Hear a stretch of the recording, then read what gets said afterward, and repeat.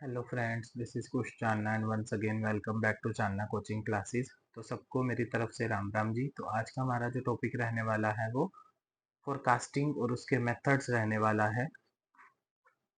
अगर आप मेरे चैनल पर नए हैं तो आप स्टैटिस्टिक्स की बाकी वीडियोस भी देख सकते हैं। अगर आपको statistics, accounts, income tax operation, research और मैथ से रिलेटेड कोई भी न्यूमेरिकल सब्जेक्ट से रिलेटेड वीडियोस चाहिए तो आप मेरे चानना कोचिंग क्लासेस चैनल पर जा सकते हैं। वहां पर आप मेरे चैनल को सब्सक्राइब कीजिए। उसके बाद आप मेरे Chanana coaching classes Yamunanagar channel पर प्लेलिस्ट में जाकर बाकी सब्जेक्ट्स की वीडियोस देख सकते हैं। सारी सब्जेक्ट्स की वीडियोस वहां पर subject wise, chapter wise line में लगी हुई हैं, तो वहां से आप जाकर वीडियोस को चेक कर सकते हैं।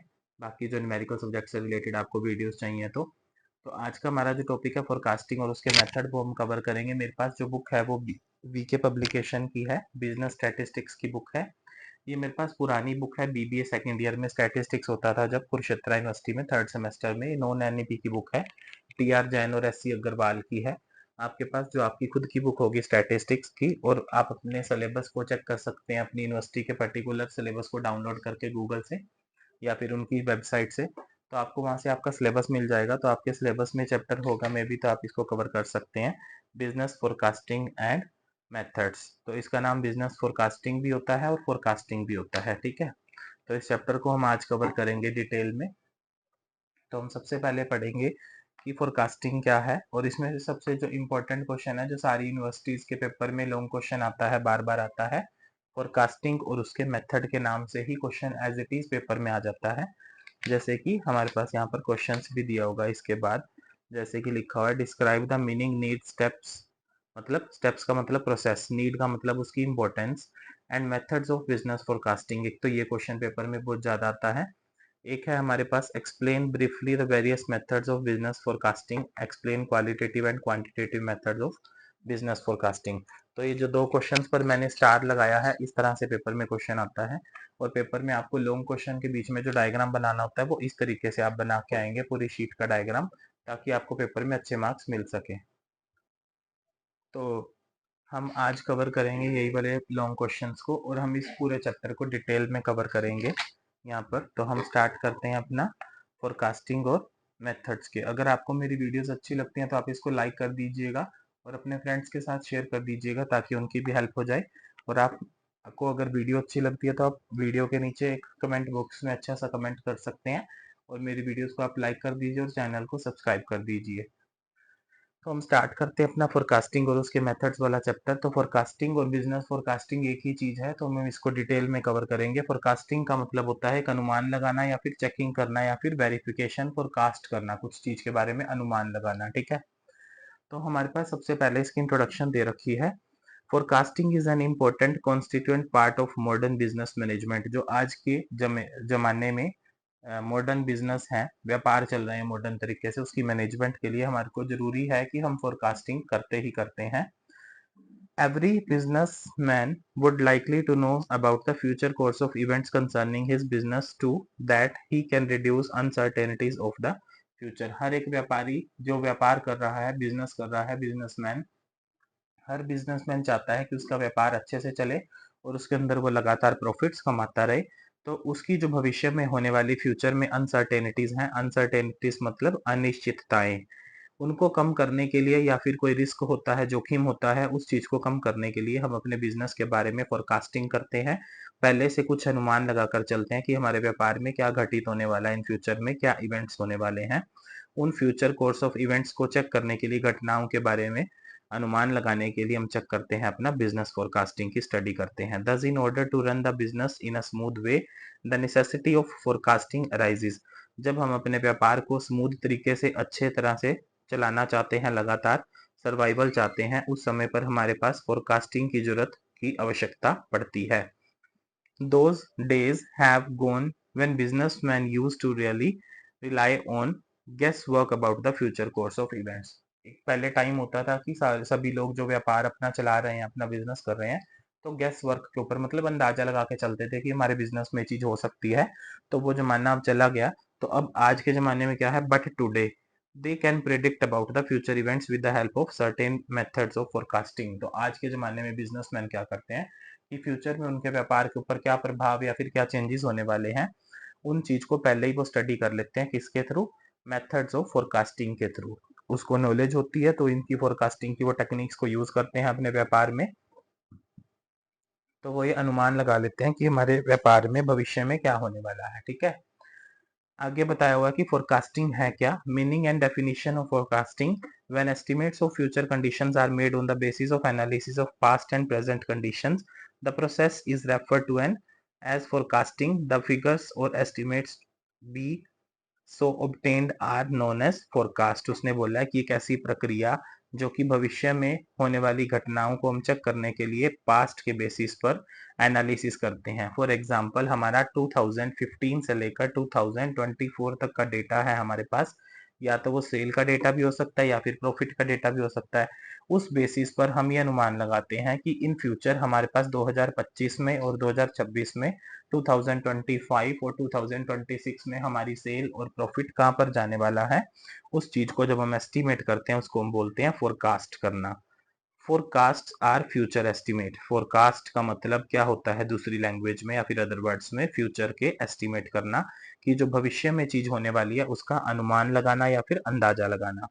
Forecasting is a scientific process. ये हमारी एक वैज्ञानिक प्रक्रिया है, साइंटिफिक प्रोसेस है forecasting, which aims at reducing the uncertainty, जिसका मुख्य उद्देश्य है अनिश्चितता को कम करना, of future on the basis of study of past, जो कि भविष्य में होने वाली अनिश्चितताएं हैं, किसके बेसिस पर हम उस रिस्क को रिड्यूस करेंगे, पास्ट बिहेवियर की स्टडी पे, जो पास्ट का डेटा है उसका एनालिसिस करके, एंड प्रेजेंट कंडीशंस। तो हम ये भी मद्देनजर रखेंगे कि हमारा व्यापार इस समय पर कौन सी कंडीशंस पे चल रहा है, हमारे व्यापार की इस समय पर क्या पोजीशन है। The objective of business forecasting is to determine probable future business conditions on the basis of analysis of past and current circumstances। हम अपने पास्ट में हो चुकी घटनाओं को और इस समय पर जो करंट में, प्रेजेंट में सर्कमस्टांसिस हमारे चल रहे हैं, उन कंडीशंस को एनालिसिस करके हम भविष्य के बारे में अनुमान लगाते हैं। डिटरमाइन प्रोबेबल फ्यूचर बिजनेस, हमारा व्यापार में बिजनेस की क्या कंडीशन रहेगी उसको हम चेक करते हैं। उस एस्टिमेट्स को और फ्यूचर के बारे में जो हम कंडीशंस को चेक करते हैं पहले से, उसको हम बोलते हैं फोरकास्टिंग या फिर बिजनेस फोरकास्टिंग। फोरकास्टिंग का दूसरा नाम हमारा होता है बिजनेस फोरकास्टिंग। ये लिखा हुआ है जैसे कि डेफिनेशन में बिजनेस फोरकास्टिंग। आपके पास पेपर में बिजनेस फोरकास्टिंग लिखा है या फिर फोरकास्टिंग लिखा है तो दोनों का मतलब एक ही होता है। ठीक है, इसका एक दूसरा वर्ड है, मतलब बिजनेस फोरकास्टिंग, इसको दूसरे तरीके से कैसे लिखते हैं। ठीक है, तो इसके बाद हमारे इसका इंट्रोडक्शन और मीनिंग के बाद हमारे पास है डेफिनेशन। अगर आपके पास पेपर में लॉन्ग क्वेश्चन आता है कोई भी यूनिवर्सिटी में फोरकास्टिंग और उसके मेथड का, तो उसमें आप स्टार्टिंग में इंट्रोडक्शन लिख के आएंगे। इंट्रोडक्शन के बाद आप लिखेंगे मीनिंग ऑफ फोरकास्टिंग, फिर आएगी आपके पास हेडिंग डेफिनेशन की, DEFINITION डेफिनेशन। अगर आपको डेफिनेशन के स्पेलिंग नहीं आते हैं तो आप डिफाइन लिख सकते हैं। उसके बाद आप बनाएंगे मेथड्स ऑफ फोरकास्टिंग। ये जैसे कि ये दे रखे हैं मेथड्स, इसको आप इस तरीके से बना के लिख सकते हैं डायग्राम की फॉर्म में। ये मेथड्स ऑफ बिजनेस फोरकास्टिंग का वो बना रखा है एक मैंने डायग्राम फ्लो चार्ट की फॉर्म में। आप इसको बहुत बड़ा पेज पे अच्छे से बना के आ सकते हैं। ठीक है, अगर आपकी यूनिवर्सिटी में ब्लैक पेन यूज करना अलाउड है तो आप हेडिंग और फ्लो चार्ट के लिए जो उसके साइड के कॉलम्स या फिर बॉक्स बनाएंगे उसके लिए आप ब्लैक पेन यूज कर सकते हैं। अदरवाइज लाइट ब्लू कलर का स्केच पेन भी यूज कर सकते हैं। ठीक है, जैसे कि कुरुक्षेत्र यूनिवर्सिटी की आंसर शीट में उसके मेंशन होता है कि वो उसमें ब्लैक पेन अलाउड नहीं है, तो आप ब्लू पेन से ही ये सारा बना के आएंगे या फिर पेंसिल का यूज कर सकते हैं। तो उस फ्लो चार्ट को बनाने के बाद सारे पॉइंट्स को आप डिटेल में एक्सप्लेन करेंगे, फिर कंक्लूजन डालेंगे, तब आपको लॉन्ग क्वेश्चन में अच्छे से मार्क्स मिल पाएंगे। अब हम कवर करेंगे अपनी डेफिनेशंस फोरकास्टिंग की। तो हमारे पास दो डेफिनेशन है, एक दी है नीटर एंड वेजरमैन ने और दूसरी दी है सिम्पसन एंड कफका। आपको जो सी डेफिनेशन अच्छी लगती है आप लिख सकते हैं, बट ये वाली थोड़ी इजी है और इसमें काफी अच्छे से डिटेल में बताया भी गया, तो हम इसको कवर करेंगे। कभी भी डेफिनेशन ऐसे लर्न नहीं करते कि हमारे पास जो सी छोटी है हम उसको लर्न करेंगे, ऐसा नहीं होता, बट जिसमें अच्छे से मीनिंग आपको मिले आप उस डेफिनेशन को कवर कर सकते हैं। तो ये जो डेफिनेशन है इसमें बताया गया, in statistics the term forecasting refers to extending और projecting time series into the future based on past behaviour of the quantitative data. ये जो हमारी डेफिनेशन दी है सिम्पसन एंड कफका ने दी है, इसमें यह बताया गया है कि जो हमारी फोरकास्टिंग है वो किससे रेफर करती है, एक्सटेंडिंग और projecting time series into the future based on the past behavior data of quantitative data। यहाँ पे डेट लिखा हुआ है, ये डेटा वर्ड है, DATA डेटा, जो हमारे पास पास्ट बिहेवियर का डेटा है। जैसे कि मैंने आपको बताया कि हमारी सेल 2015 से 2024 की कैसे थी, 5 करोड़, 6 करोड़, 7 करोड़, 5 करोड़, 6 करोड़, 7 करोड़, ऐसे चेंजेस होते गए। तो 5-6 के अराउंड ही हमारी थी सेल्स जो थी वो। कई बार क्या होता है कि लगातार इंक्रीज करती जा रही है, फिर प्रॉफिट बढ़ता जा रहा है। तो 2025 में हम अनुमान लगा सकते हैं कि हमारे पास्ट बिहेवियर का डेटा का एनालिसिस करके टूल्स टेक्निक्स को यूज करके, जैसे कि टाइम सीरीज एनालिसिस में हम लगवाते हैं अपना लीस्ट स्क्वेयर मेथड का यूज करते हैं, उसके बेसिस पर हम अपने फ्यूचर में होने वाली ट्रेंड वैल्यूज जैसे कैलकुलेट करते हैं और एस्टिमेट करते हैं, उसका हम एनालिसिस कर सकते हैं। तो फोरकास्टिंग का मेन मतलब यही है कि हम अपने प्रोजेक्टिंग करेंगे टाइम सीरीज को, फ्यूचर के डेटा का एनालिसिस कैसे करेंगे, जो हमारे पास पास्ट बिहेवियर डेटा दे रखा है, पहले का जो डेटा है उसका एनालिसिस करके हम ये अनुमान लगा सकते हैं कि फ्यूचर में हमारे व्यापार की क्या पोजीशन होगी। इसको आप अपनी लैंग्वेज में भी लिख सकते हैं, बट डेफिनेशन को प्रॉपर उसी लैंग्वेज में डिटेल में अगर ऐसे लिख के आते हैं तो वेल एंड गुड है। On the basis of meaning and definition of business forecasting, the following points are important characteristics of business forecasting। तो हमारा डेफिनेशन के बाद अगला टॉपिक दे रखा है, जो फीचर्स हैं उसके करेक्टरिस्टिक्स हैं और उसके एट्रीब्यूट्स हैं, इनको हम पढ़ेंगे। विशेषताएं दे रखी हैं जो हमारे पास फोरकास्टिंग की। Forecasting is related with future conditions, जो कि हमारा फोरकास्टिंग है फ्यूचर की कंडीशन से रिलेटेड होता है कि भविष्य में क्या होगा। Forecasting is done by keeping in mind the past data and current circumstances. हम अपने करंट के सर्कमस्टांसेस, इस समय पर जो व्यापार में चल रहा है उसको, और जो पास्ट का बिहेवियर है उसको अपने दिमाग में रखेंगे, तभी हम फ्यूचर के बारे में अनुमान लगा सकते हैं। ये इसकी विशेषताएं दे रखी हैं फोरकास्टिंग की। नेक्स्ट फीचर है, in forecasting the past events are combined with the present circumstances। तो हमारे जो पास्ट के इवेंट्स हैं, जो हमारी पास्ट में घटनाएं भूतकाल में हो चुकी हैं, उसको हम वर्तमान की कंडीशंस या फिर सर्कमस्टांसेस के साथ कंबाइंड करके चलते हैं। Forecasting is based on statistical analysis of the past and present data. जो हमारी फोरकास्टिंग है वो स्टैटिस्टिकल एनालिसिस के ऊपर बेस है, जो कि हमारी पास्ट और प्रेजेंट के डेटा के ऊपर की जाती है। नेक्स्ट इसमें बताया गया है टाइप्स ऑफ फोरकास्टिंग, दिया हुआ है आगे। टाइप्स ऑफ फोरकास्टिंग हमारे पास दे रखी है, दो तरह की होती है mainly, but medium term forecasting भी होती है, वो मैं बता दूंगा कि क्या होती है, अलग से दे रखी है साथ में ही। तो हमारे पास फोरकास्टिंग के जो टाइप हैं दो तरह के हैं। तो हमारे पास पहला टाइप दे रखा है शॉर्ट टर्म फोरकास्टिंग। तो short term forecasting is forecasting for immediate future. जो हमारी शॉर्ट टर्म फोरकास्टिंग है वो हमारे इमीडिएट फ्यूचर के बारे में होती है कि भविष्य में क्या होने वाला है। नेक्स्ट बोला हुआ है, it may be cover a period of few weeks, months और 1 or 2 years। तो हमारी जो शॉर्ट टर्म फोरकास्टिंग है, या तो वो कुछ हफ्तों के लिए होती है, वीक्स के लिए, मंथ के लिए होती है, और 1 or 2 year के लिए होती है। जो हमारी छोटे समय के लिए हम फोरकास्ट करके चलते हैं उसको हम बोलते हैं short term forecasting. Short term forecasting is undertaken by firm keeping in mind production scheduling. जैसे कि हम अपनी चेक कर सकते हैं कि उत्पादन के लिए हमने क्या स्केड्यूल किया हुआ है, कितनी स्केड्यूलिंग है, दिमाग में रखेंगे उसको। रॉ मटेरियल की रिक्वायरमेंट, कच्चे माल की कितनी जरूरत है अगर किसी चीज की प्रोडक्शन करनी है। Price policy, short term financial requirement हमारी कुछ छोटे समय के लिए। फाइनेंस की, पैसे से रिलेटेड फाइनेंशियल रिक्वायरमेंट्स कितनी रहेंगी। एडवर्टाइजिंग पॉलिसी कैसी रहेगी, और टारगेट डिटर्मिनेशन एक्सेट्रा। जैसे कि एग्जांपल के तौर पे आप लिख सकते हो पेपर में कि एक गोल्ड स्मिथ है जो सुनियारा है, गहने बनाता है, सोने के आभूषण, फोरकास्ट करता है कि जो दिवाली का सीजन है या फिर मैरिज का सीजन है, नवंबर दिसंबर का मंथ है, तो उस सीजन में क्या होता है कि कार्तिक के मंथ के बाद क्या हो जाता है कि मैरिजेस आनी स्टार्ट हो जाती हैं। तो उस सीजन में उसके पास गोल्ड का और डायमंड का, सिल्वर का अवेलेबल होना बहुत जरूरी है, चांदी सोने के जो उसने गहने बनाने हैं। तो उसका एस्टीमेट वो शॉर्ट टर्म के लिए पहले से ही करके रख सकता है, पहले से अंदाजा लगाते हैं वो लोग। तो वो क्या है, शॉर्ट टर्म फोरकास्टिंग। फोरकास्टिंग के टाइप्स का नाम पेपर में आपके पास काइंड्स भी आ सकता है, कंपोनेंट्स भी आ सकता है, अलग अलग नाम से पूछा जाता है ये काइंड्स, कंपोनेंट्स, टाइप्स। बट ये पेपर में कम आता है, आएगा भी तो शॉर्ट में ज्यादा आता है ये क्वेश्चन, ठीक है। नेक्स्ट हमारे पास है long term forecasting. Long term forecasting जो लंबे समय के अनुमान के लिए होती है। Long term forecasting is If is forecasting for distant future, it may be cover a period of 5 to 15 years. Short term forecasting में क्या था कि कुछ हफ्तों से रिलेटेड, मंथ से रिलेटेड, या फिर 1-2 वर्षों का अनुमान अनुमान हम जब हम करते हैं उसको हम बोलते हैं शॉर्ट टर्म फोरकास्टिंग। अगर हम 5 साल से लेकर 15 वर्षों के बीच में कुछ चीज का एनालिसिस कर रहे हैं कि भविष्य में क्या चेंजेस होने वाला है, तो उसको हम बोलेंगे लॉन्ग टर्म फोरकास्टिंग। तो long term forecasting undertaken by the firm keeping in mind planning of new unit और expansion of an existing unit. किसी एक यूनिट एग्जिस्ट जो पहले से एग्जिस्ट कर रही है उसको एक्सपैंड करने के लिए या फिर बढ़ाने के लिए हम इसमें एस्टिमेट कर सकते हैं। फॉर एग्जांपल जैसे कि हरियाणा राज्य में क्या है, यमुनानगर डिस्ट्रिक्ट है हरियाणा में, तो उसमें एक सरस्वती शुगर मिल है जो कि शुगर केन से शुगर बनाने का काम करती है, प्रोडक्शन करती है शुगर की। तो वो कितने सालों से चल रही है, उसने अनुमान लगाया कि उनका प्रॉफिट और सेल्स और जो उनकी रिक्वायरमेंट है रॉ मटेरियल की, सब कुछ अच्छे से पूरा हो रहा है। काफी टाइम से अच्छे से चलती जा रही है वो इंडस्ट्री जो उनकी फर्म है, ठीक है।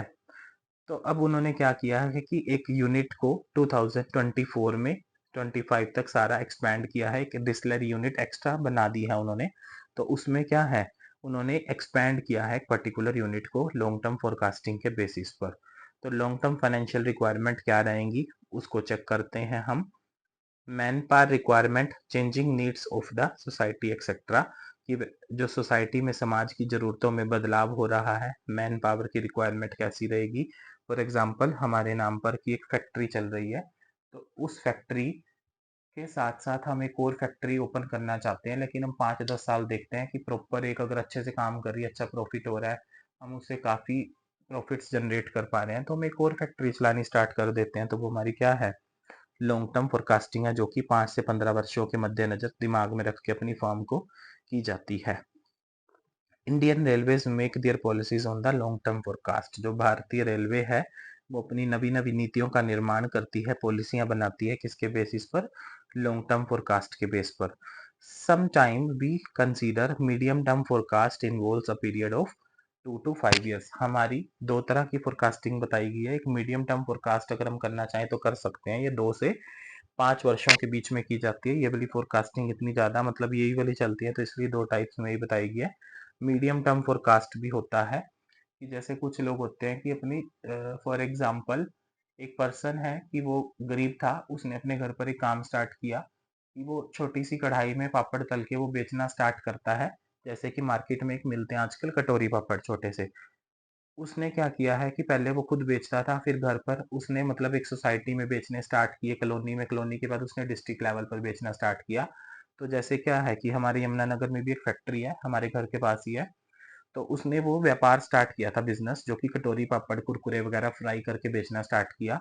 उसने मतलब 2 से 5 साल के बीच में जो अपनी मीडियम टर्म फोरकास्ट किया है।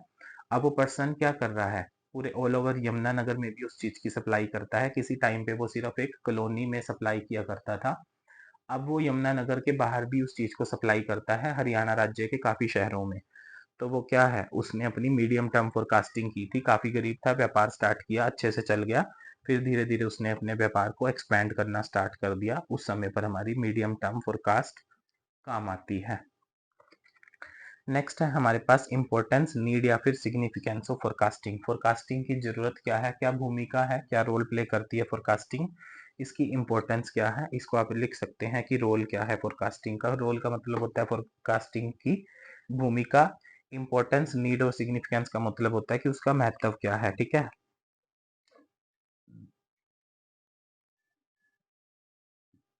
तो इसकी इंपॉर्टेंस को क्लियर किया गया है फॉलोइंग पॉइंट्स के साथ। तो हमारे पास फर्स्ट पॉइंट इसका दिया हुआ है फोरकास्टिंग की इंपॉर्टेंस का।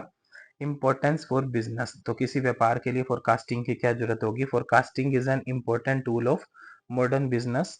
Businessman frequently take important decisions on the future demand of items, purchasing power of the customer, supply of raw materials, quantity of production, condition of export import, issue of new stock and debentures to meet the long term financial requirements, etc., which are on the basis of present indications of future condition।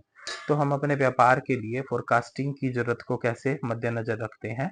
For example जैसे कि एक paste है, toothpaste market में पहले से आती है Colgate, तो कोलगेट के बाद जैसे क्लोजअप आई, क्लोजअप के बाद आई पतंजलि, पतंजलि के साथ साथ बीच में आई पेप्सोडेंट, है ना।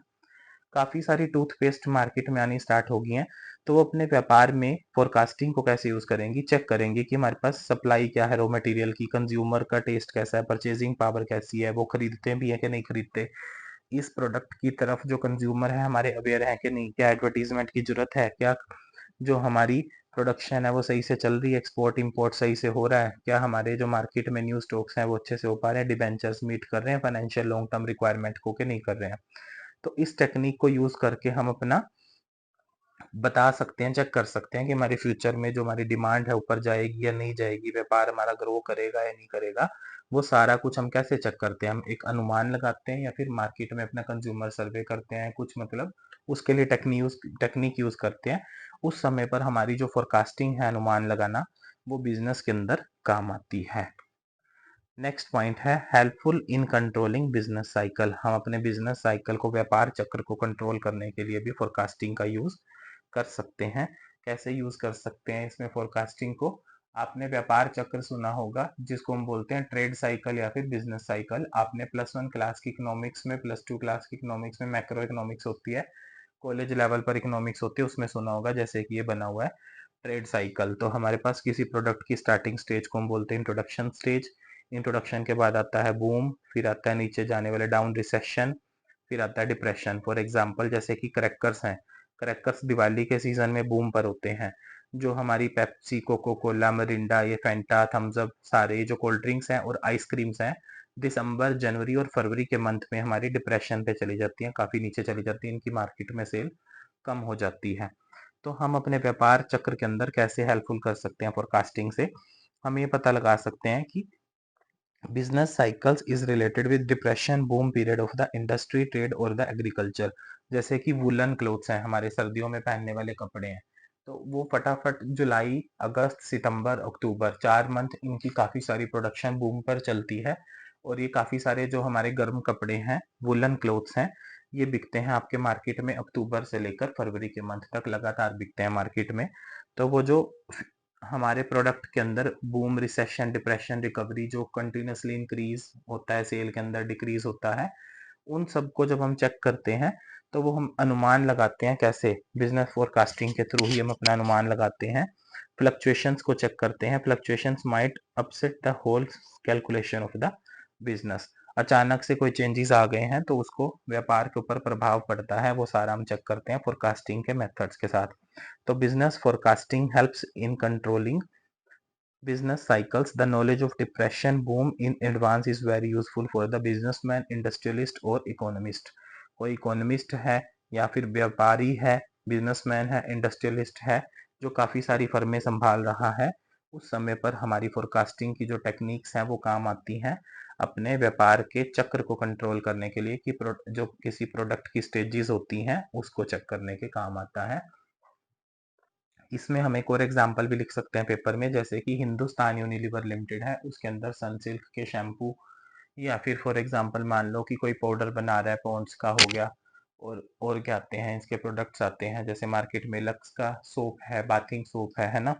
तो वो सारे चीजें फर्में अपनी चेक करने के लिए, जो इंडस्ट्री है हिंदुस्तान यूनिलीवर लिमिटेड, वो सारे अपने व्यापार चक्र को चेक करती है फोरकास्टिंग की मदद से। तो उस समय पर हमारी फोरकास्टिंग हेल्प किसके लिए करती है? बिजनेस के व्यापार चक्र को कंट्रोल करने के लिए अंदर भी हेल्प करती है। नेक्स्ट, आगे इसकी इंपॉर्टेंस हमारे पास बताई गई है। Next, useful to society. हमारे समाज के अंदर फोरकास्टिंग की क्या जरूरत पड़ती है, कैसे हेल्पफुल रहेगी ये?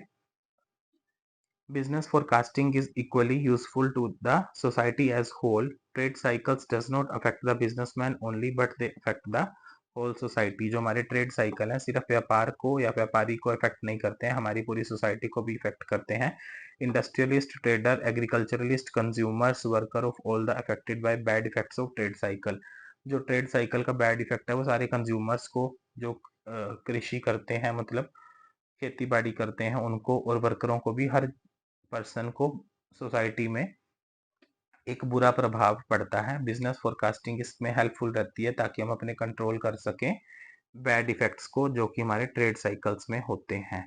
तो उस समय पर हमारी बिजनेस फोरकास्टिंग इस चीजों को कंट्रोल करने में हेल्प करती है। हम पहले से ही अनुमान लगा लेते हैं कि हमारे मार्केट में क्या चीज़ अप डाउन जाने वाली है। फॉर एग्जांपल जैसे कि दिवाली का सीज़न है, तो दिवाली के सीज़न में क्या होता है कि नवे-नवे टीवी और मार्केट्स में रेफ्रिजरेटर्स, गोल्ड, इन सब की डिमांड शूट अप कर जाती है, एकदम से राइज़ हो जाती है। तो उसको उसकी पूर्ति के लिए पहले से ही हम अनुमान लगाकर अपनी प्रोडक्शन को कंट्रोल कर सकते हैं। यूजफुल फॉर गवर्नमेंट, सरकार के लिए कैसे जरूरी है बिजनेस फोरकास्टिंग, कैसे हेल्प करती है। Forecasting is also very helpful for government using business forecast for making budget, economics, economic policies etcetera. जो हमारी आर्थिक तौर पर अर्थव्यवस्था के लिए कोई बजट बनाने के लिए या फिर कोई नवी नीतियों का निर्माण करने के लिए, है ना, इन सब चीजों को चेक करने के लिए हमारी बिजनेस फोरकास्टिंग सरकार की मदद करती है। Demand forecasting may help government in determining whether the imports are necessary to meet the possible deficit in the domestic supply। हमारे देश के अंदर जो घरेलू सप्लाई चल रही है, पूर्ति चल रही है, उसके अंदर अगर कोई कमी है तो उसको हम पॉसिबल, संभव संभव है कि हम उसकी नेसेसिटी को, जरूरत को मीट कर सकते हैं, तो हम अपना बाहर से सामान और मंगवाना स्टार्ट कर देते हैं। जैसे कि हम फॉरेन कंट्रीज से कुछ सामान अपने देश में मंगवाते हैं, अगर हमारे देश में उस चीज़ की कोई कमी है तो उसको हम और ऑर्डर कर सकते हैं। तो गवर्नमेंट इन सब चीज़ों को कैसे चेक करती है, बिजनेस फोरकास्टिंग की हेल्प से, मदद के फोरकास्टिंग के मदद से अपना चेक करती है कि क्या चीज़ की कमी हमारे पास है या नहीं है, वो अनुमान लगाती है। तो फिर बाहर वाले देश से हम उसको और ऑर्डर कर सकते हैं, जैसे कि कुछ हमारे को एक्सपोर्ट करना है तो हम उसको एक्सपोर्ट भी कर सकते हैं। इस तरह से जो फोरकास्टिंग है वो हमारी गवर्नमेंट की हेल्प भी करती है। बिजनेस फोरकास्टिंग अगर पर्टिकुलर लिखा आता है तो किसी व्यापार से रिलेटेड फोरकास्टिंग हो रही है। अगर नॉर्मल फोरकास्टिंग वर्ड पेपर में लिखा आता है तो वो सिर्फ अनुमान लगाना है, किसी भी चीज के बारे में भी हो सकती है, बट पेपर में प्रॉपरली मेंशन होगा ये सारा। जनरल अप्रोचेस अगला टॉपिक है हमारे पास, टू फोरकास्टिंग, या फिर process of forecasting, procedure of forecasting, या फिर steps in forecasting.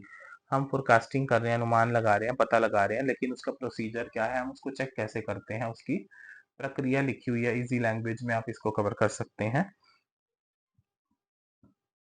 Objective of forecasting, तो हमारी फोरकास्टिंग का मुख्य उद्देश्य क्या है।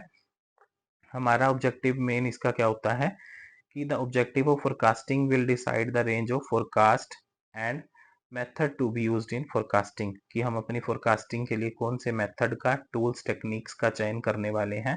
वो हमारा क्या है, फोरकास्टिंग का ऑब्जेक्टिव है, मुख्य उद्देश्य ये है कि हम उसकी रेंज को डिसाइड करें जो कि फोरकास्ट में काम आने वाली है। मुख्य उद्देश्य यही होता है। रेंज मतलब जो कि हमने फॉर एग्जांपल किसी चीज का फोरकास्ट करना है कि इसकी डिमांड इससे ऊपर जाएगी या नहीं जाएगी, तो हम एक स्टैंडर्ड सेट कर लेते हैं, हाँ कि 50 से ऊपर इसकी डिमांड जाएगी, तो 50 हमने जो सेट किया वो स्टैंडर्ड है। तो उस चीज का ऑब्जेक्टिव हम पहले ही क्लियर करके चलते हैं कि फोरकास्टिंग का हमारा उद्देश्य क्या है। डेटा को कलेक्ट करेंगे और उसके ऑब्जेक्टिव को फिर हम क्लियरली तरीके से डिफाइन करेंगे, उसके बाद हम उसके ऊपर वर्क करना स्टार्ट करते हैं। नेक्स्ट पॉइंट है आगे हमारा, selection of variables for forecasting. तो हम अपने वेरिएबल्स को कैसे सिलेक्ट करेंगे फोरकास्टिंग के लिए। For example, a multi product from product firm produces several items, it would be rational to group these items into broad categories only. Important ones should be selected as the unit of forecasting। अगर हम for example forecasting करने जा रहे हैं किसी चीज की, तो उसके वेरिएबल्स की सिलेक्शन करना हमारे को पहले से ही इन्वॉल्व रहता है। बीच में चेक करते हैं कि वो प्रोसेस सही से काम कर पाएगी कि नहीं। तो कैसे हम सिलेक्ट करेंगे वेरिएबल, फॉर एग्जांपल पतंजलि ये कंपनी है, वो अपने प्रोडक्ट्स लॉन्च करती जा रही है, जैसे जैसे धीरे धीरे एक्सपैंड कर रही है अपने उस प्रोडक्ट्स को। तो पतंजलि ने स्टार्टिंग में क्या किया था कि एक नीम का सोप निकाला था, बाथिंग सोप, नहाने वाला साबुन। पतंजलि अब क्या कर रही है, धीरे धीरे बाथिंग सोप्स को अपनी एक्सपैंड करती जा रही है, हर चीज के अंदर प्रोडक्ट निकालती जा रही है, पतंजलि धीरे धीरे बढ़ती जा रही है। तो स्टार्टिंग में क्या था कि टूथपेस्ट आई, जैसे फिर नीम का सोप आया, वो गुलाब का सोप, चंदन वाला सोप, नीम वाला सोप और हनी वाला सोप, ये नए नए प्रोडक्ट्स पतंजलि लॉन्च करती जा रही है, उसको एक्सपेंड करती जा रही है। तो अपने वेरिएबल्स को जैसे उसने फोरकास्टिंग में चेक करना है, तो उसने अपने प्रोडक्ट को फॉर एग्जांपल मान लो कंपेयर करना है कि जो पतंजलि का गुलाब वाला सोप है, बाथिंग सोप, रोज फ्लेवर वाला, और जो लक्स का पिंक कलर का सोप है, वो उसको आपस में कंपेयर कर रही है, या फिर किसी के साथ वेरिएबल्स को चेक करके चल रही है कि मेरा ये वाला प्रोडक्ट ज़्यादा बिक रहा है या पतंजलि का ये वाला प्रोडक्ट ज़्यादा बिक रहा है, या फिर उसके डाइजेस्टिव बिस्किट और दूध वाले बिस्किट हैं जो मिल्क वाले, कौन से ज़्यादा बिक रहे हैं। तो उसके बीच में चेकिंग करना, वेरिएबल्स को यूज़ करना फोरकास्टिंग के अंदर, और उसको rational to group these activities into broad categories. अपनी जो उसके ग्रुप्स हैं उसने आइटम्स के बनाए हैं, उसको ब्रॉड कैटेगरीज के अंदर उसने चेक करने के लिए यूज किया हुआ है पतंजलि ने। ठीक है, नेक्स्ट हमारी प्रोसेस का अगला स्टेप क्या है? सबसे पहले तो हम अपना ऑब्जेक्टिव सेट करेंगे फोरकास्टिंग का, उसके बाद हम सेलेक्ट करेंगे अपने वेरिएबल को, फोरकास्टिंग वाले को। थर्ड पॉइंट हमारा रहेगा selection and compilation of data.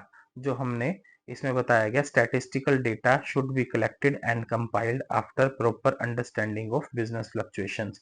हमारे व्यापार में जितनी फ्लक्चुएशंस हैं, चेंजेस हैं, उसको हम प्रॉपर अंडरस्टैंड करेंगे, उसके बाद ही हम अपनी कंपाइलेशन करते हैं और स्टैटिस्टिकल डेटा को कलेक्ट करते हैं। The data so collected should be carefully scrutinised bye experts. जो हमने अपना डेटा कलेक्ट किया है वो प्रॉपरली एक्सपर्ट्स के द्वारा चेक किया जाएगा या फिर वेरीफाई किया जाएगा। चेकिंग और वेरिफिकेशन को करना स्क्रूटनाइज्ड बोलते हैं।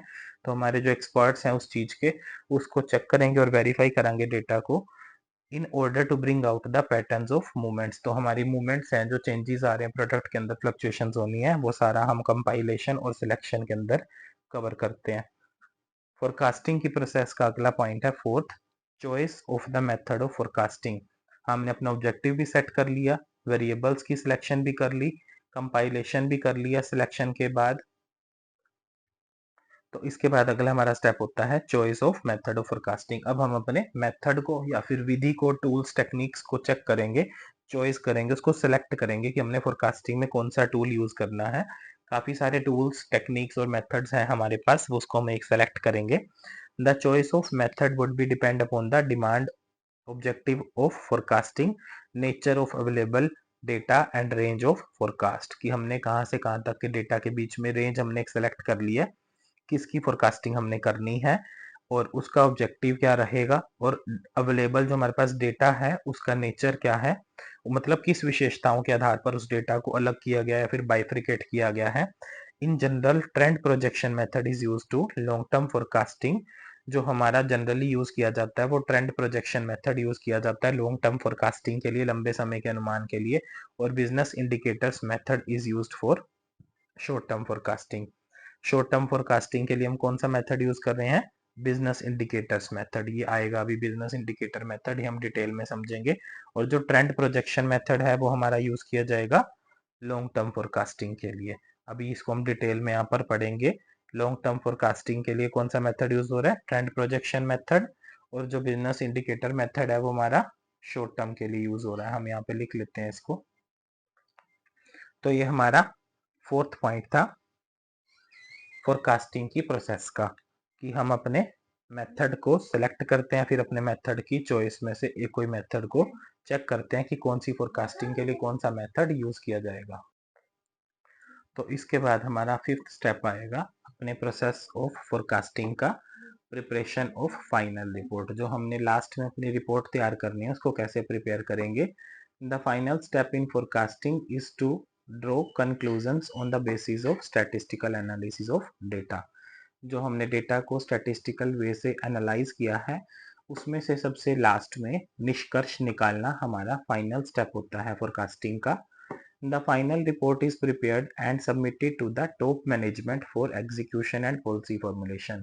हमारे व्यापार में हमने कोई नई नीतियों का निर्माण करना है या फिर मैनेजमेंट ने कोई एग्जीक्यूशन के रिलेटेड डिसीजंस लेने हैं, तो हम अपनी टॉप लेवल मैनेजमेंट को लास्ट में इसकी रिपोर्ट को सबमिट करेंगे, जो कि हमने पूरे प्रोसेस के साथ तैयार किया। फोरकास्टिंग की रिपोर्ट हम अपनी सीनियर लेवल मैनेजमेंट को दे देते हैं या फिर टॉप लेवल मैनेजमेंट को।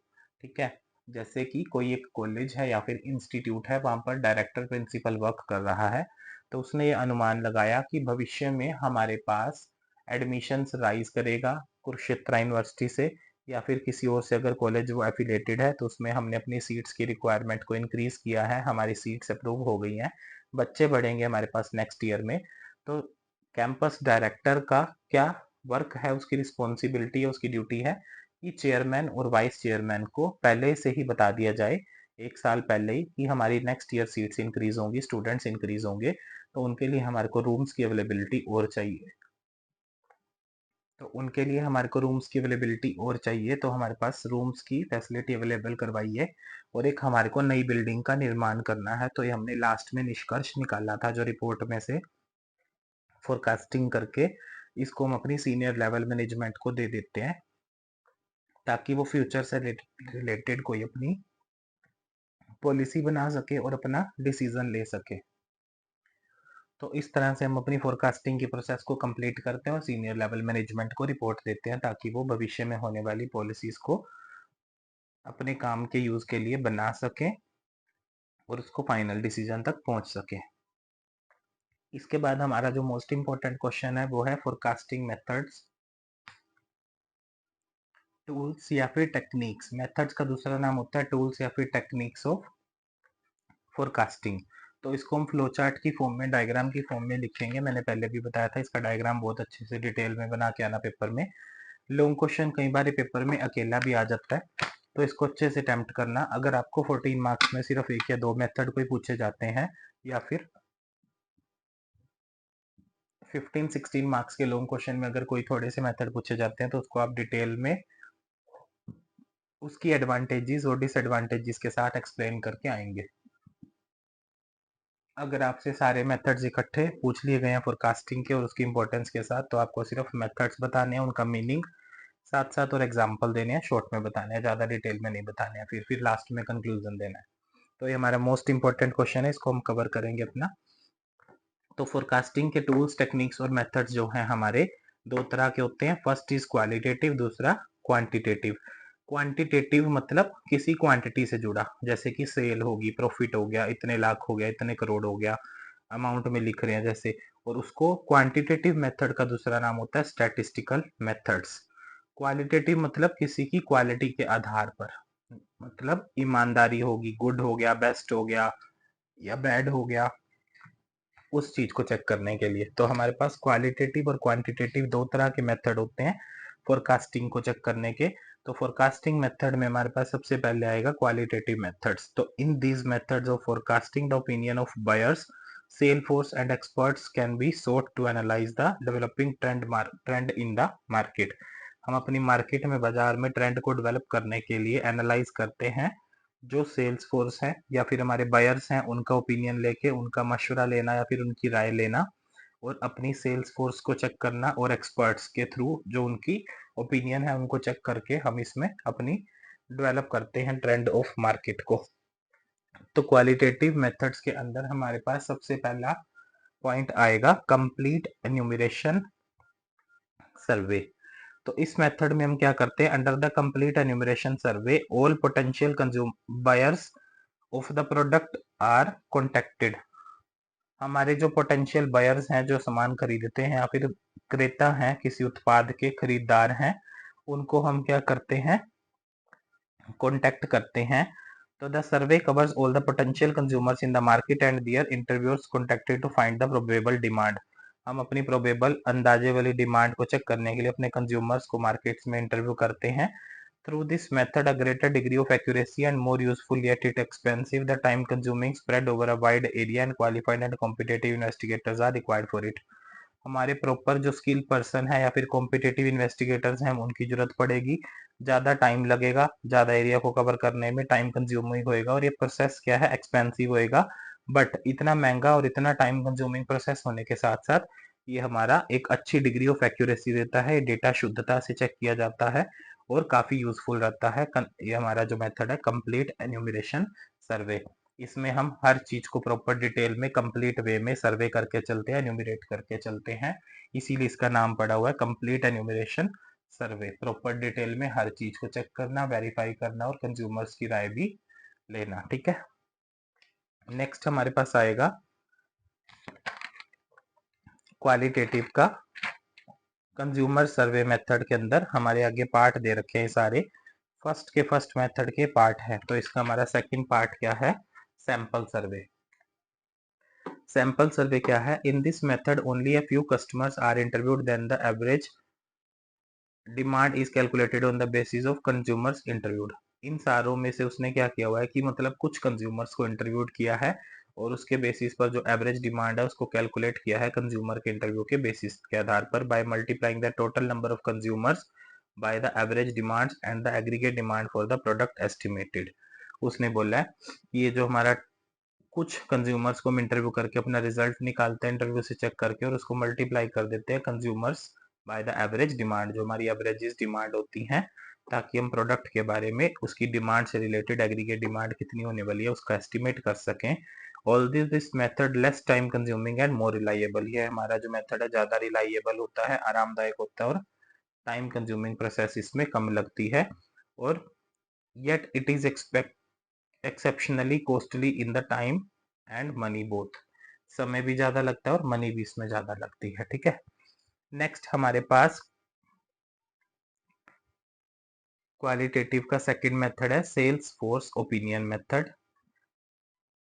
Under this method, instead of consumers, the salesmen are contacted to estimate expected sales in their respected या फिर respective areas। कोई हमारा सेल्समैन है या फिर सेल्स पर्सन है, जैसे कि आपके अभी स्टार्टिंग में थोड़ा टाइम साल कुछ साल पहले क्या था कि जो बर्तन धोने के लिए एक एक्सो आया था, EXO, जो वो डिश वॉश बार होता है ना, उसको धोने वाले के ऊपर वो होती है, जिससे हम उसको स्क्रोच ब्राइट्स की आती हैं जैसे, है ना, उसको बर्तन को धोने के लिए यूज करते हैं अपने यूटेंसिल्स को। तो एक्सो ने जब अपनी मार्केट में नया नया प्रोडक्ट लॉन्च किया था, तो उस समय पर स्टार्टिंग में सेल्समैन थे वो, जो उसको गली गली में बेचने आते थे, उनके सेल्समैन थे। तो पर्टिकुलर किसी फील्ड के किसी एरिया के हम सेल्समैन को अलग अलग कॉन्टेक्ट करेंगे कि हमारी एक्सपेक्टेड एस्टिमेटेड अंदाजे से होने वाली एक्सपेक्टेड सेल कितनी है किस किस एरिया के अंदर। सेल्स फोर्स मतलब जो हमारे व्यक्ति हैं जो हमने सेल्स के लिए छोड़े हुए हैं, जो हमारी किसी प्रोडक्ट की पर्टिकुलर सेल्स के ऊपर ध्यान देते हैं और उनको सेल्स करते हैं। ओपिनियन मतलब उनकी राय लेना, तो इस मेथड का नाम ही उसी से बना हुआ है, सेल्स फोर्स ओपिनियन मेथड। जो हमारे वर्कर्स हैं मार्केट में सामान बेचते हैं अलग अलग एरियाज में, उनका ओपिनियन लेना, उससे चेक करना। It is presumed that salesman being the close to customers have the most accurate information about their liking, disliking, consumption patterns, consumer reaction to the firm's product etc। कि जो हमारे customers हैं, ग्राहक, उनके सबसे ज्यादा नजदीक कौन है, हमारे सेल्समैन है, तो वही हमारे को सबसे ज्यादा एक्यूरेट इंफॉर्मेशन दे सकते हैं, more accurate information about the liking. बता सकते हैं कि जो हमारे कस्टमर कैसे किस प्रोडक्ट को लाइक करते हैं, डिसलाइक करते हैं, कंजम्पशन पैटर्न क्या है, मतलब कितनी यूजेज है उनकी, और कंज्यूमर्स का रिएक्शन क्या है फर्म के प्रोडक्ट को लेकर। फॉर एग्जाम्पल, किसी कॉलेज में डायरेक्टर प्रिंसिपल्स हैं, वो एचओडीज को, क्लास के टीचर्स को या सब्जेक्ट टीचर्स को, पूरे कॉलेज के फैकल्टी मेंबर्स की मीटिंग रख रहे हैं, वो BA department, MA department, BCom और एमकॉम डिपार्टमेंट की। तो उसमें हम अपने टीचर से पता कर सकते हैं कि स्टूडेंट्स का हमारे कॉलेज के बारे में क्या रिव्यू है और हमारी मार्केट में क्या पोजीशन है, बच्चे क्या बोलते हैं उस चीज में। क्योंकि स्टूडेंट कभी भी डायरेक्टली एचओडी और डायरेक्टर प्रिंसिपल के पास जाकर अपनी बात नहीं रखता है, वो टीचर्स जो उनको टीच करने जाते हैं उनसे अपनी बात कभी कभी वो शेयर कर लेते हैं। जैसे कि आगे बताया गया, firm forecast demand for sales on the basis of responses of salesman and information collected by them.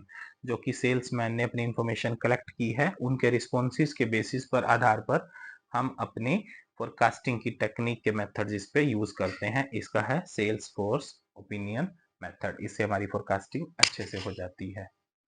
Next हमारे पास बताया गया है, इसकी कुछ मेरिट्स हैं कि ये सिंपल मेथड है और use statistical techniques easily use कर सकते हैं, based on first hand knowledge of salesman के ऊपर होता है, डायरेक्टली मिल जाता है उसकी, मतलब एक पहली बार में जो सेल्समैन है उसने अपना सामान बेचा, उसकी नॉलेज के आधार पर डायरेक्टली फर्स्ट स्टार्टिंग में हमारे पास प्रॉपर इन्फॉर्मेशन आ जाएगी। डिमेरिट क्या है कि it is almost completely subjective, की डिटेल में हमारे पास प्रोसेस होता है, इसमें हम सारे अपने short term forecasting, note for long term production planning, लंबे समय की प्रोडक्शन प्लानिंग के लिए हम इसको यूज नहीं कर सकते हैं इस मेथड को। ठीक है, ये इसकी मेरिट डिमेरिट्स हैं कुछ। आगे हमारे पास थर्ड मेथड है एक्सपर्ट्स ओपिनियन मेथड। एक्सपर्ट्स मतलब जो उस चीज में फील्ड में एक्सपर्ट हैं, उसके माहिर हैं, उनका ओपिनियन लेके चलना, तो इस मेथड का नाम भी इसी के ऊपर पड़ा है, एक्सपर्ट्स ओपिनियन मेथड। एक्सपर्ट्स मतलब जो उस चीज के फील्ड के पुराने हैं या फिर जिनको नॉलेज है उसके बारे में। This method is known as Delphi method. इसको आप डेल्फी मॉडल भी बोल सकते हो, डेल्फी मॉडल टेक्निक भी बोल सकते हो, डेल्फी मेथड भी बोल सकते हो, एक्सपर्ट ओपिनियन मेथड भी बोल सकते हो। ये कई बार पेपर में अकेला शॉर्ट में अलग से भी आ जाता है, इसके अलग अलग नाम है। तो डेल्फी मेथड और एक्सपर्ट ओपिनियन मेथड ये तो बुक में भी दिया हुआ है। डेल्फी मॉडल या फिर डेल्फी टेक्निक भी बोल सकते हैं इसको। इसमें एक्सपर्ट्स का ओपिनियन लेके चलते हैं। This method is also known as Delphi method of investigation. In this method instead of depending upon the opinion of buyers and seller, हम अपने बायर्स जो खरीदार हैं, ग्राहक हैं, और सेलर जो सामान बेचने वाले हैं, सिर्फ उन्हीं के ओपिनियन के ऊपर, उन्हीं का जो मशवरा है या सलाह है उसी के ऊपर डिपेंड नहीं रहेंगे। Firms can obtain reviews of specialist और experts in their respective fields. इसी फील्ड से रिलेटेड जो एक्सपर्ट्स हैं, स्पेशलिस्ट हैं, उनका मशवरा या फिर उनकी राय भी कंपनी लेना चाहती है इस समय पर। तो उस फील्ड के जो हमारे एक्सपर्ट्स हैं, स्पेशलिस्ट हैं, उनकी हम अपना ओपिनियन भी लेके चलेंगे। These people are dealing in products or have studied market trends or consumer behavior, their reactions to the new products, demand for the rival products। हमने कोई नया प्रोडक्ट निकाला या फिर कोई प्रोडक्ट के बारे में उसकी डिमांड कितनी है, कंज्यूमर का क्या कहना है, क्या उनके रिएक्शंस हैं मार्केट में, किसी प्रोडक्ट को लेके वो कैसा रिएक्ट करते हैं, है ना। तो इन सारी चीजों को, opinions of these different experts are collected in their identify in kept secret. उनको सीक्रेटली वो रखते हैं अपने पास संभाल के, तो वो बाद में बता देते हैं जब हम अपनी एक्सपर्ट टीम को बुलाते हैं, तो वहां से भी पता लगता है कि मार्केट में हमारे प्रोडक्ट की क्या पोजीशन है या फिर क्या व्यवस्था इस टाइम चल रही है, क्या पोजीशन है। नेक्स्ट आगे हमारा सेकंड पार्ट है इसका फोरकास्टिंग मेथड्स का, वो है हमारे पास क्वांटिटेटिव या फिर स्टैटिस्टिकल मेथड्स। तो द इम्पोर्टेंट क्वांटिटेटिव और statistical method are used to the forecasting are as follow. तो इसमें हमारे पास सबसे पहले है trend projection method. Trend projection method क्या है कि in this method past data about the depending variables and other independent variables are used to project on the sales in coming years or the year। आने वाले वर्ष के लिए और आने वाले वर्षों की सेल्स को एस्टिमेट करने के लिए हम ट्रेंड प्रोजेक्शन मेथड यूज करते हैं। जैसे कि ट्रेंड को फिट करते हैं फॉलोइंग टू मेथड से। तो फर्स्ट है ग्राफिक मेथड, दूसरा है लीस्ट स्क्वेयर मेथड। जब आप टाइम सीरीज एनालिसिस का चैप्टर डिटेल में पढ़ेंगे तो उसमें हमारे पास यही होता है कि हम अपने पास्ट के डेटा के बेसिस पर फ्यूचर में होने वाले सेल्स का या फिर प्रॉफिट का अनुमान लगाते हैं। तो इसमें हमारे पास पहला मेथड है ग्राफिक मेथड। तो इसमें हम अपनी ट्रेंड लाइन को फिट करते हैं। जैसे कि हमने ऐसे ग्राफ बनाया, एक्स एक्सिस ये हो गया, वाई एक्सिस। तो हमने यहाँ पर कुछ रख दिया, पर्टिकुलर ईयर्स रख दिए, 2018, 2019, 20, 21। तो ऐसे 2018 से लेकर 24 तक का डेटा बनाया। इधर हमने लिख दी सेल्स इन करोड़। तो उसमें हमने यहाँ पर डॉट्स लगा ली कि किस वर्ष में कितनी कितनी सेल हुई है, उसके हिसाब से हमने यहाँ पर लाइंस लगा दी। तो वो हमारा क्या है, ग्राफिक मेथड। तो इसको हम इसके लिए भी यूज कर सकते हैं, जैसे कि किसी कॉलेज में बच्चे कम थे, ज्यादा हुए, फिर कम हुए, फिर ज्यादा हुए, तो हमने इसको ग्राफ पे शो कर दिया। ऐसे भी पता लगा सकते हैं कि हमारा फ्री हैंड कर्व बनता है, अपवर्ड और डाउनवर्ड शो करता है जनरल ट्रेंड को। आगे बताया गया है कि least square method. Least square method में क्या है कि इसमें हम क्या करेंगे, मैथमेटिकली तरीके से procedure of fitting a line of set observe data in such a manner that a sum of squared differences between the calculated and observed value is minimized. जो हमारी ऑब्जर्व्ड वैल्यूज है, हमने ऑब्जर्वेशन की है, और जो हमारे डिफरेंसेस आए हैं, सम ऑफ स्क्वायर डिफरेंसेस, जो उनके हमने चेकिंग की थी डिफरेंसेस की, उसके आधार पर this technique is use to trend line be best fit of the available data. जो हमारे पास डेटा है, सेल्स है, उसके बेसिस के आधार पर हम अपने ट्रेंड वैल्यूज को चेक करते हैं, या फिर अपने ट्रेंड वैल्यूज को निकालने के बाद उसके ऊपर कुछ डेटा को फिट करते हैं। लीस्ट स्क्वेयर मेथड जो हम उसमें सीखेंगे अपना टाइम सीरीज एनालिसिस में। तो भविष्य में होने वाली चेकिंग के लिए, फ्यूचर के लिए हम एक ट्रेंड लाइन को फिट करते हैं उसको। ये जो हमारा मेथड है, this method is very popular, और ये ज़्यादा प्रसिद्ध मेथड है बिकॉज इट इज सिंपल और लेस एक्सपेंसिव। ये काफ़ी सिंपल मेथड भी और कम एक्सपेंसिव भी है। वाई सी हमारी ट्रेंड वैल्यूज होती हैं। इसकी इक्वेशन हम बनाते हैं, y is equal to a plus b x, जो कि हम रिग्रेशन में भी यूज़ करते हैं, बट इसमें थोड़ी अलग तरीके से यूज़ करते हैं टाइम सीरीज में। तो इस इक्वेशन से हम सोल्व करके आगे ए और बी की वैल्यू निकाल के हम ट्रेंड वैल्यूज निकालते हैं। वो उसका लेंथी प्रोसेस है, न्यूमेरिकल प्रोसेस में करते हैं। नेक्स्ट है हमारे पास रिग्रेशन एनालिसिस। ये आपने सुना भी होगा, ग्रेजुएशन की स्टैटिस्टिक्स में होता है और ये मास्टर डिग्री में भी होता है, बट ये प्लस वन प्लस टू में इतना नहीं होता, कम ही होता है। रिग्रेशन नहीं होता, कोरिलेशन होता है। तो रिग्रेशन में क्या करते हैं हम, तो under this method a relationship is established between dependent variable और वन और more independent variable like advertisement और एक्सेट्रा। फॉर एग्जाम्पल, हमने कोई मार्केट में नया प्रोडक्ट लेके आना है, उसको लॉन्च करना है, उसको हमने, फॉर एग्जाम्पल जैसे कि बिंगो है, तो उसने मैड एंगल निकाला, तो उसका मैड एंगल पहले सिंपल आता था, फिर उसने उसके नाम रख दिए, टोमेटो वाला, अचारी मस्ती, है ना, फिर उसमें मसाला मस्ती आ गया, टैंगी टोमेटो आ गया, तो उन्होंने नवे नवे प्रोडक्ट लॉन्च किए, बट उसकी साथ साथ क्या करी थी, एडवर्टीजमेंट करी थी। तो एडवर्टीजमेंट की कॉस्ट जो है वो भी मैटर करेगी। अगर हम किसी प्रोडक्ट की एडवर्टीजमेंट नहीं करते हैं, ठीक है, तो उसके बारे में प्रचार नहीं करते। प्रचार मतलब जैसे कि पब्लिसिटी होगी, पब्लिसिटी तो अपने आप ही हो जाती है। एडवर्टीजमेंट है जैसे कि हम अपना विज्ञापन नहीं दे रहे हैं, है ना। तो जब तक हम किसी चीज का विज्ञापन नहीं देंगे, एडवर्टीजमेंट नहीं देंगे टीवी में, है ना, वॉशिंग पाउडर निरमा कुछ ऐसी ऐड आती है, तो तब तक हमारा प्रोडक्ट नहीं बिकेगा। जो हमारी प्रोडक्ट की सेल है, ज्यादा बढ़ने, ज्यादा सेल होना या ज्यादा प्रोडक्ट मार्केट में बिकना, वो डिपेंड करता है एडवर्टीजमेंट के ऊपर। तो इनडिपेंडेंट और इंडिपेंडेंट ज्यादा वेरिएबल्स को चेक करने की स्टडी को हम बोलते हैं रिग्रेशन एनालिसिस, जिसमें कि हम अपनी इक्वेशन बनाते हैं y is equal to a plus b x, उसमें x on y on x की लाइन को फिट करते हैं, उसमें से हम अपना क्वेश्चन में आंसर निकालते हैं लास्ट में, कि रिग्रेशन लाइंस को सोल्व करके उसको बोलते हैं रिग्रेशन एनालिसिस करना। ये डिमांड फोरकास्टिंग के समय पर हमारा प्रॉपरली यूज ऐसे किया जाता है रिग्रेशन एनालिसिस, ये एक स्टैटिस्टिकल टेक्निक है। आगे है हमारे पास बिजनेस इंडिकेटर मेथड, जो मैंने बताया था आपका बिजनेस इंडिकेटर शॉर्ट टर्म के लिए यूज किया जाता है। Index numbers, index numbers related to different activities in field of production, trade, finance, etc. may be combined in a general index of business activity। किसी एक व्यापारिक एक्टिविटीज के लिए हम अपनी फाइनेंस से रिलेटेड जो है चीजें, पैसे से, ट्रेड, व्यापार, प्रोडक्शन, उत्पादन से रिलेटेड सारी चीजों को एक जनरल इंडेक्स के अंदर कंबाइंड कर देते हैं। तो उससे हमारे पास इंडिकेटर्स मिल जाते हैं फोरकास्टिंग के पर्पस के लिए, कि हम अपने ट्रेंड्स को कैसे इंडिकेट कर रहे हैं किसी व्यापार के अंदर। तो डिफरेंट डिफरेंट एक्टिविटीज हैं, जैसे कि फील्ड के अंदर प्रोडक्शन भी चलानी है हमने, व्यापार को चलाना है, फाइनेंस का अरेंजमेंट भी करना है, वो सारी चीजें हमारी किससे मिलती हैं, business indicators method. Business indicator जैसे कि प्रोडक्शन हो गया, उत्पादन हो गया, व्यापार को सामान को बेचना या चलाना, है ना, खरीदना।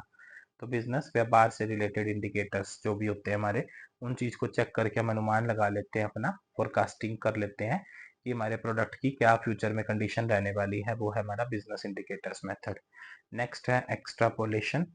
तो the belief that changes in given variable will follow its already established path form on the basis of using the method of extrapolation for forecasting purpose। हम अपनी forecasting purpose के लिए जैसे कि हम एक्सपोनेंशियल ट्रेंड यूज करते हैं, हमारे ऑलरेडी जो पाथ बनाए हुए हैं, फॉर्मेशन करी हुई है, उनको यूज करते हैं, उसके अंदर हमारा विश्वास होता है, ताकि हम अपने पता लगा सकें कि प्रोडक्ट की फ्यूचर में क्या कंडीशन रहेगी। जैसे कि एक्सपोनेंशियल ट्रेंड है, तो ये हमारा आता है जब हम वो कवर करते हैं, टाइम सीरीज का बेसिक चैप्टर कवर करते हैं, फिर सेकंड डिग्री पैराबोलिक ट्रेंड आता है, उसके बाद हमारी क्यूब वाली लॉन्ग इक्वेशंस आती हैं, काफी लेंथी प्रोसीजर, जिसमें हम लॉग एंटी लॉग भी चेक करते हैं। तो वो हमारा होता है एक्सपोनेंशियल ट्रेंड। ये अब सिलेबस में काफी कट चुका है, बीकॉम एमकॉम एमबीए में था ये पहले, अब ये सिलेबस में से हट गया काफी जगह से। नेक्स्ट है हमारे पास econometric method. Econometric method that originated in 18th century, जो कि 18वीं शताब्दी में बनाया गया था, और also used in the forecasting purpose, ये भी फोरकास्टिंग के उद्देश्य के लिए ही बनाया गया था। Econometric models take the form of a set of simultaneous equations, इसमें हमारी साइमल्टेनियस अलग अलग इक्वेशंस होती हैं, उनका एक सेट बनाते हैं। The values of constants in such equations are supplied by the study of time series. जो इक्वेशंस हमारी कहाँ से निकलती हैं, टाइम सीरीज से निकलती हैं, जो हम टाइम सीरीज एनालिसिस चेक करते हैं। The work of computation is greatly facilitated by electronic data processing equipment like computer।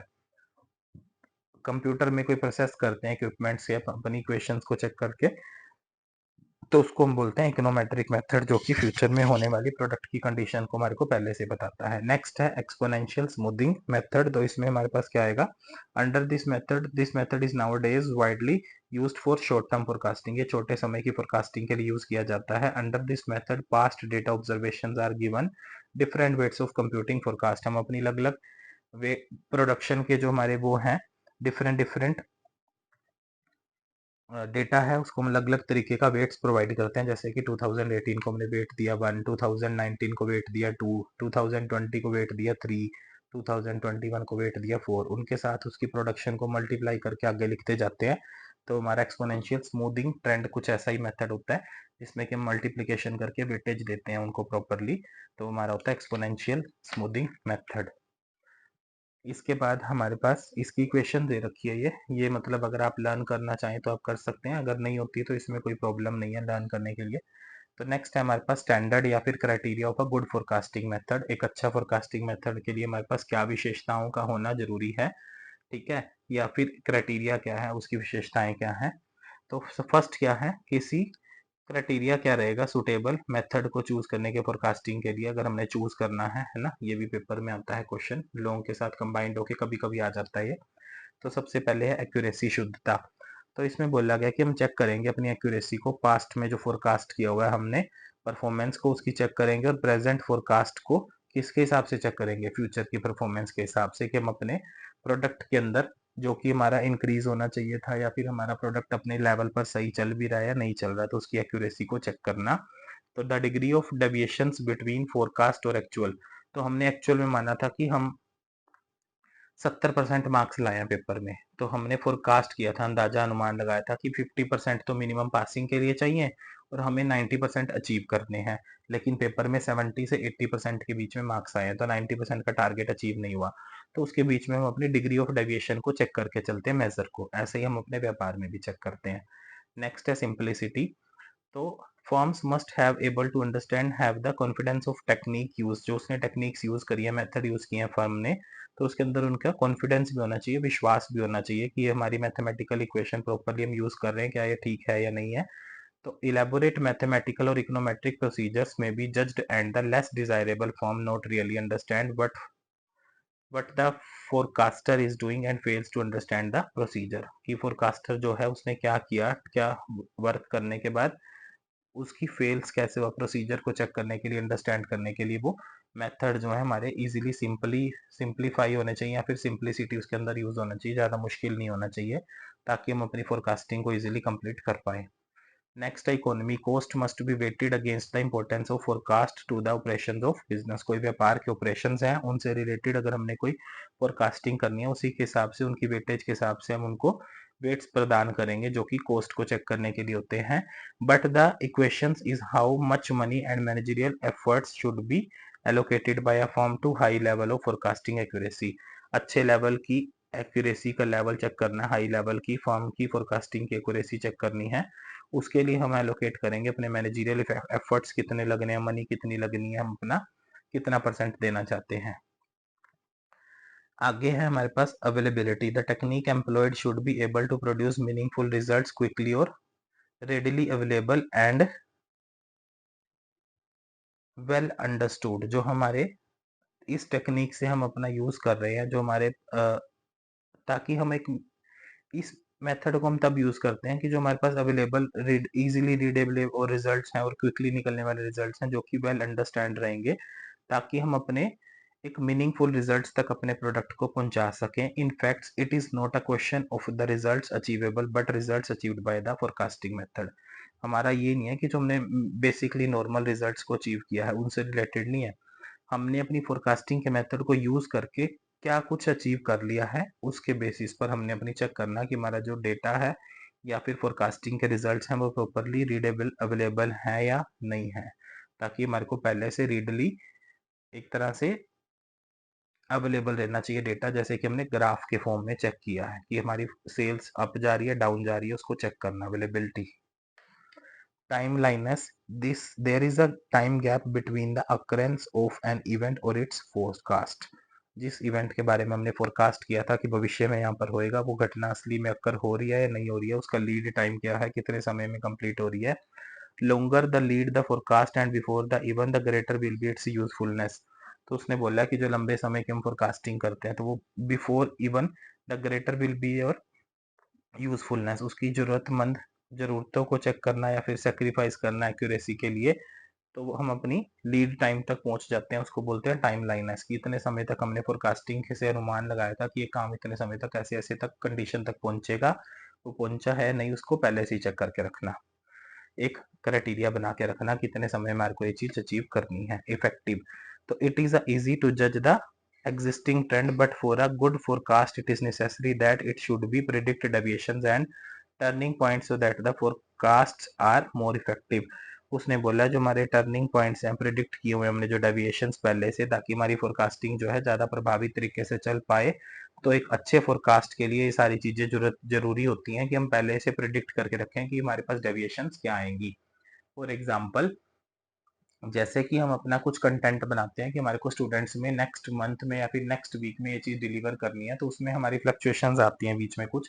जैसे कि फ्रेशर पार्टी आ गई, फेयरवेल पार्टी आ गई, कोई कॉलेज का फंक्शन आ गया, टैलेंट शो आ गया। तो जैसे कि दुशहरा है, उसकी छुट्टी आएगी, तो वो हम पहले से एस्टिमेट करके चलते हैं कि ये भी ऑफ आ सकता है या फंक्शंस आ सकता है। तो उसमें हम इतना नहीं बता सकते हैं कि उस फंक्शन में हमारे पास ये वाला लेक्चर डिलीवर हो पाएगा या नहीं हो पाएगा, कि वो फंक्शन फुल डे चलना है, हाफ डे चलना है। तो वो एक डिपेंड होता है कि पहले से चेकिंग रहती है। जैसे कि फ्रेशर पार्टी है, तो वो होल डे फंक्शन चलेगा, तो उस दिन स्टडी नहीं हो पाएगी क्योंकि सुबह से शाम तक फंक्शन चलेगा। तो उसको इफेक्टिवनेस को पहले ही चेक करके करना। जैसे कि हम अपने व्यापार में अपनी फोरकास्टिंग के मेथड को पहले से चेक करके चलते हैं कि उसका प्रभाव क्या रहने वाला है। तो आज के लिए इतना ही फ्रेंड्स, ये हम अपना चैप्टर पूरा कवर कर चुके हैं फोरकास्टिंग और उसके मेथड वाला। Thank you very much for watching my videos and my YouTube channel. और अपने इस वीडियो को अपने फ्रेंड्स के साथ शेयर कर दीजिएगा ताकि वो भी अपने अपने घर पर बैठकर फाइनल एग्जाम से पहले इस चैप्टर को अच्छे से समझकर डिटेल में स्टडी कर सकें। और मेरे चैनल को सब्सक्राइब कर दीजिए, चांदना कोचिंग क्लासेस को, और आप अपनी प्लेलिस्ट से बाकी सब्जेक्ट की वीडियोस भी देख सकते हैं। अगर आपको वीडियोस अच्छी लगेगी तो इसको लाइक कर दीजिए और शेयर कर दीजिए, जिसके ऊपर कमेंट कर दीजिए। Thank you so much for watching this video friends।